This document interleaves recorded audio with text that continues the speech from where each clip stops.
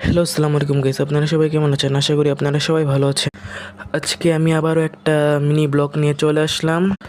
আশা করি আপনাদের ভালো লাগবে। সো চলুন আমরা আজকের ব্লগটি শুরু করি। আমি এখন বাসা থেকে যাব ফার্মেসিতে আমার 2টা ওষুধ কেনার জন্য। সো আমি আর কি কিনবো না, আমার আম্মু কিনবে। সো আমার আম্মু কিনে ফেলছে প্রায়, আর আমি চারপাশ থেকে ঘুরে দেখলাম আর কি কি আছে ফার্মেসিতে। তারপর এখান থেকে আবার আমরা যাব ডিমের আড়তে। এখান থেকে ডিম নিব। ডিম ভাই রে ভাই, ডিমের যা দাম বাড়ছে আগের চেয়ে। আমরা এখান থেকে ডিম নিয়ে তারপর বাসায় যাব। সো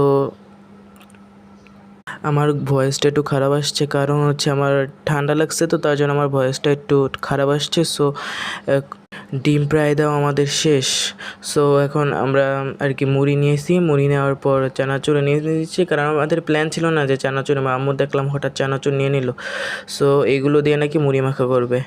সো বাসায় আসার পর ভাই কষ্ট হয়ে গেছে, রেস্ট নিব। রেস্ট নেওয়ার পর আবার দেখা হচ্ছে। সো ইতিমধ্যে আম্মু আবার ডাক দিল। ডাক দেওয়ার পর আমি যাই দেখি মুড়ি বানানোর প্রায় শেষ। মুড়ির কালার মানে মুড়ির কালারটা অ্যাভারেজ হয়েছে। আর আমি এখন মুড়িটা মোটামুটি ভালো হয়েছে, আর আমি এখন মুড়ি খাই। আমার চ্যানেলটা সাবস্ক্রাইব করে দিয়েন। আপনাদের সাথে আবার দেখা হবে পরের কোনো একটা ব্লগে। বাই।